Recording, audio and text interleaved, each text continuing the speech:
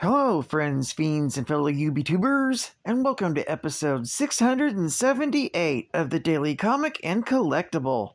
Today, the collectible of the day is the Hasbro Toys, Marvel Comics, Marvel Legends series, Uncanny X-Men line, Rogue action figure.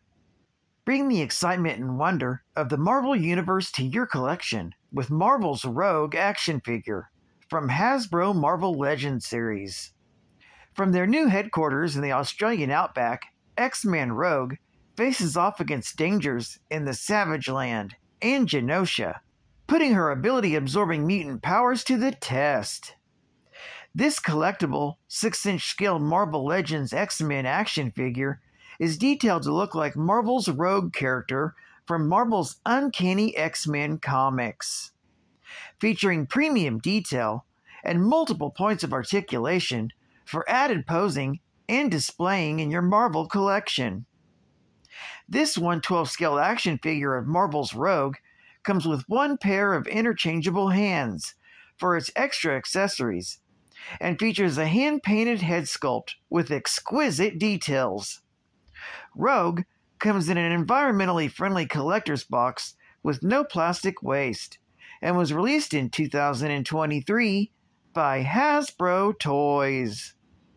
Now, the comic of the day is Uncanny X-Men, Volume 1, issue number 227, with a cover date of March 1988, but was released in November of 1987. This is part 3 of the Fall of the Mutants event, with story by Chris Claremont, art by Mark Silvestri, and cover by Mark Silvestri. This story is titled Belly of the Beast. The story opens as the X-Men and reporter Neil Conan venture into Eagle Plaza to try and free Roma and face the adversary. However, the building suddenly explodes, leaving the Freedom Force and Manoli Weatherall to wonder if anyone inside survived. They are happily surprised and horrified to see that they indeed did, and that Neil is filming the X-Men, as are in what appears to be the Vietnam jungle, where Viet Cong soldiers appear to be fighting demons. As the X-Men battle the creatures, Madeline Pryor runs for cover and stumbles upon Forge's past self. She watches in horror as he casts a spell that takes the spirits of his fellow wounded American soldiers and opens a portal that unleashes a torrent of beasts. Horrified by what he's done, Forge then calls for a B-52 bomber to raze the area, destroying the demons.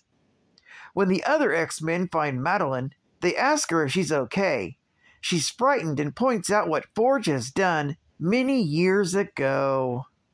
Meanwhile, high above the heroes, inside Roma's Starlight Citadel, the adversary gloats to his 3 prisoners, Roma, Storm, and Forge. He mocks them for attempting to stop him from throwing the entire universe into chaos, and laughs at his coming victory.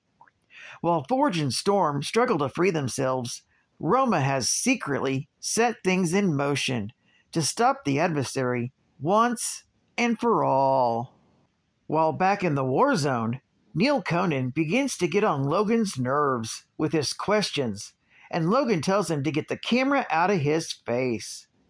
Neil tells Wolverine that if the X-Men want to paint a better picture of mutants, there isn't going to be a better time than now, telling them that he has to show them mutants at their best and their worst, to show that they too are human beings. He says that forcing him to shut off his camera will only allow people to continue believing the worst about mutants, winning over the X-Men to allow him to keep filming their ordeal. Wondering where to go next, Psylocke mind scans and detects the mental traces of Storm, Forge, and Roma directly above them. Logan sends Rogue to fly up and investigate, but as Rogue approaches the Starlight Citadel, a powerful wind picks up that sends her crashing back down to Earth. As the X-Men begin to consider what to do next and how to get at their enemy, Dazzler suggests sending Longshot up first, as his luck powers might give them the edge to get in. As the X-Men rope each other together, Neil asks Madeline why a normal human would be helping the X-Men. She tells him that she believes in the X-Men and what they stand for, and that mutants shouldn't be maligned by people because they're different.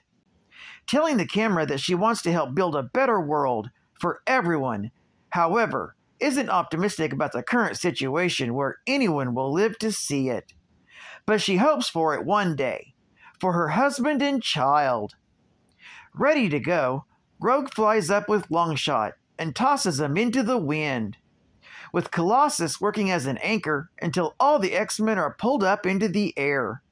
Colossus then exerts an extreme effort to turn off his powers and to be pulled towards the Citadel as well. After finally arriving at the Citadel, through sheer luck, Longshot attacks the adversary with his throwing daggers, learning that the villain has a weakness to steel. After Rogue absorbs some of the adversary's powers, and Wolverine slashes him with his claws, Colossus comes in, converting into his organic steel form and plows through the adversary's human form, shredding it and revealing his demonic form to them all. Rogue, having absorbed the magical talents of the adversary, opens a portal to banish the adversary and tries to blast him through, but lacks the strength to do so.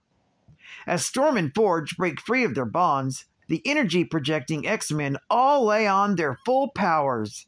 However, none are strong enough to knock the adversary through the portal. When Psylocke picks up a thought in Forge's mind on how to defeat the adversary, he refuses to do what is required, but leads to the adversary mocking him for his inaction. That's when Forge explains that in order to defeat the adversary, enough people would have to sacrifice their life forces in order to knock the adversary back into his prison and to seal it off. Storm offers up her life force, and so do all of the X-Men, including Madeline, who, after saying goodbye to her husband Cyclops and her son on camera, steps up, willing to sacrifice her life to save the world. Forge then casts the spell, converting the X-Men into pure energy, and tosses it at the adversary, knocking him back into his extra-dimensional prison and sealing it off. Meanwhile, on Muir Island, Shadowcat and Lockheed have been watching the battle on television, and she's saddened that her best friends sacrificed their lives. However, there is some bright news from Moira. Nightcrawler has awoken from his coma. Going to her old friend, Shadowcat has the unfortunate task of telling him the tragic news. While back in Dallas, Forge and Neil Conan are transported back to the lobby of Eagle Plaza. Emerging from the building, Mystique demands to know why Forge sacrificed the souls of the X-Men and not his own. Forge tells her that someone needed to cast this spell, and he walks away as the Freedom Force's leader calls him a murderer. However, within the Starlight Citadel, the now free Roma pulls the life forces of the X-Men out of the barrier, trapping the adversary, and resurrects the entire team. She tells the X-Men that the adversary cannot be locked away forever, as the universe has a need for him, as a world without chaos is one without change or growth. Roma then tells the group that what they've gone through is a rebirth. Logan remarks that Storm's plan of faking the X-Men's death worked out after all, and thinks that they should capitalize on it before Roma sends them back. While Dazzler is upset at the prospect of letting the world think she's dead, the other X-Men have unity in the fact that it provides their loved ones with protection, as their many enemies won't go after them to get the X-Men back now. Havoc suggests that they use this opportunity to strike back at their enemies with interest, and the rest of the group agrees. Roma congratulates the X-Men and tells them that they are true heroes and that this day they have inspired people and become legends in their minds.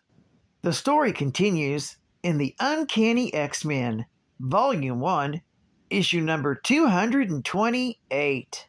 Geek Fact: this issue is considered a key issue, featuring the first full appearance of the adversary, revealed in his true form. The adversary is an ancient demonic entity that sought to destroy the universe so he could recreate it as he wished. Originally from a dimension of chaos, he toyed with the fate of the cosmos out of sheer enjoyment.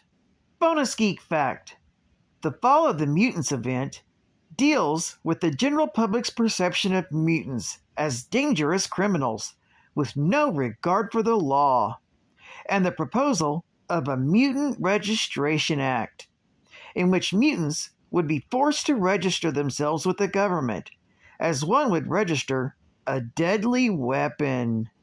The Fall of the Mutant story arc develops over 3 titles, beginning with Uncanny X-Men, issue number 225, issue number 226, and issue number 227.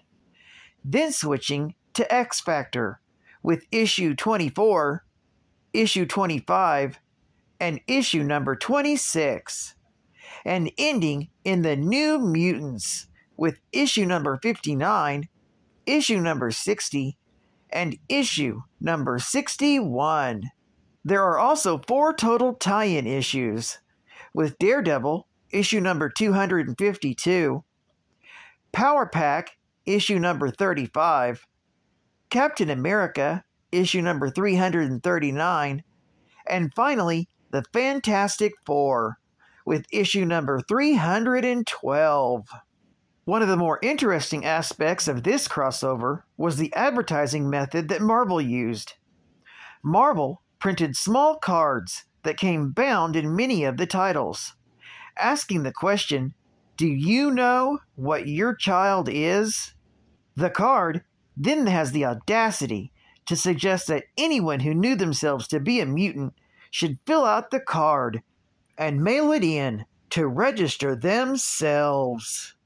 Advertising ad fact: Are you a bodybuilder? Maybe it's a truck body, maybe a racing car body, but whatever model you're building, you want it to look the best. That means putting in a ton of care and concentration, and paying particular attention to the details. And when it comes to details, no one muscles MPC. Details are MPC's strength. You see, at MPC, special effort is given to ensure that every car or truck is 100% authentic. Whether it's an old model or a new one, a classic muscle car, or any of the newest 1987 American high-performance cars, MPC's got a model kit you can wrestle with. So if it's a great body you want to show off, get an MPC model kit. Just like the real thing, only smaller. And final geek fact: the mutant known as Rogue has the uncontrollable ability of absorbing the energy of others through physical contact, temporarily incorporating their abilities, powers, memories, and even personality with a touch, a process which wears her victims out. A runaway, Rogue was found and adopted by mutant terrorists Mystique and Destiny. She had her abilities traumatically activated when she shared her first kiss with a boy and put him into a coma. As part of Mystique's Brotherhood of Evil Mutants, Rogue accidentally learned through Destiny that the superheroine Ms. Marvel was destined to bring tragedy to her life. Deciding to secretly attack Ms. Marvel, Rogue unexpectedly absorbed her entire persona, permanently keeping not only her flight and super strength powers, but also her psyche. Gravely affected by the experience, Rogue had no choice but to seek help with Mystique's enemy, Professor Charles Xavier, founder and leader of the X-Men. Contrary to other members' disapproval, Xavier took Rogue in as a part of the team. Well, I'd like to thank you for joining me for another Daily Comic and Collectible, and I hope to see you again Thursday. This is Cut Fan Comics Man, and I'll catch you on the flip, baby. Over and out.